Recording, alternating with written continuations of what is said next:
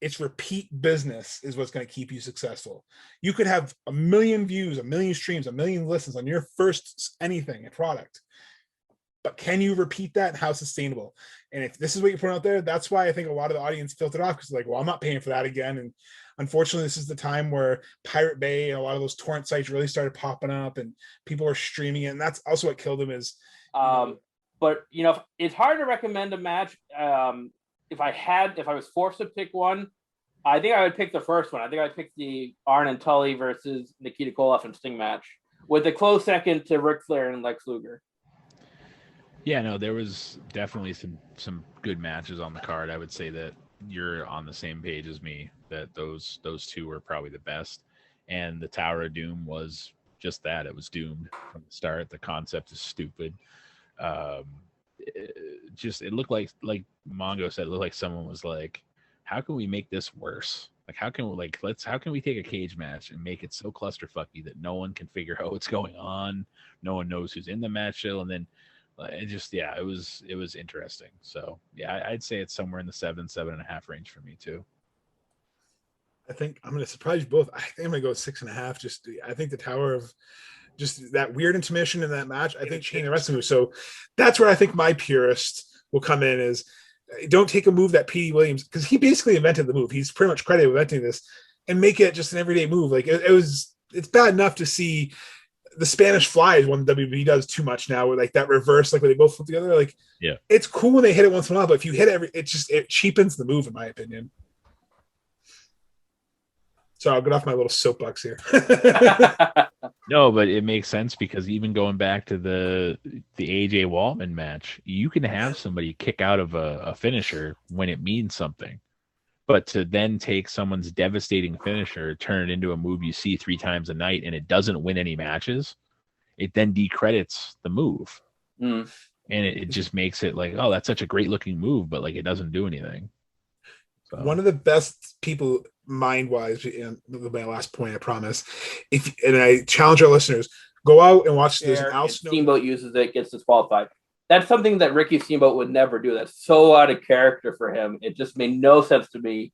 And it's a couple matches in a row that I kind of picked on the finish. And if you listen to any of 83 Weeks with Eric Bischoff, he said that was a big issue with them, was the finishing of the matches. That was a big issue that they had. And this is just the last 2 matches are prime examples of that. The wrestling was really good in this one with Luger and Steamboat, but just out of character actions by Steamboat at the end for the disqualification just made no sense to me. Yeah, that was the one thing I picked up on it too. Why do you have the good guy and the quintessential good guy too, and Ricky Steamboat hitting someone with a chair to lose a match? Just for a title, no less. It makes no sense. If the title was on the line, I could almost forgive it a little bit. But Ricky Steamboat's going for a title, and he just throws it away. Yeah, he's like, I'm going to hit you with this chair because Lex brought it in, and then she. Here, I dyed my hair back red today. Right. So it's just anybody that's good at what they do, in all honesty, follows the same logic of Punk as far as WWE let it go. I mean, look at the Becky Lynch, the man stuff. Look at the Stone Cold stuff before Punk. You have that same thing of like blurring the line, going to that line, stepping over it just a little, and that's what blurs it to make people not know what's real and what's not, and that's what made people tune in. Even the Festival of Friendship, you went from having a fun comedy act to a brutal rivalry in the matter of months. And it's what the fans wanted. We all wanted Kevin Owens to turn on Chris Jericho. And he did with the, what's my name doing here? Nobody saw it coming. I don't care if, maybe the Baron Corbin, they could have teased it somewhere different. There's so many ways they can do it, and they don't use it because they stay in their stupid NBA playoff bubble, basically. That's what WWE is. They're in their own bubble. Nothing exists outside it.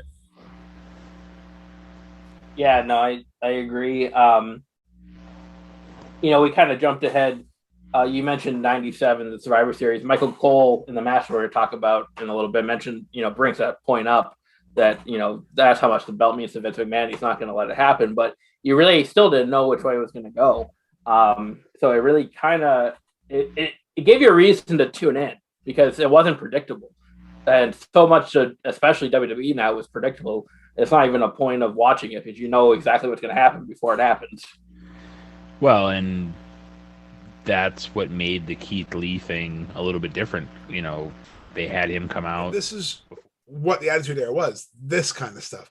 So it's nostalgia. You know, when you're between 8 and 14 years old, you know, you're developing. So psychologically, whatever you are enjoying during that time frame is always going to have more of a special place in your heart, like music, movies, TV.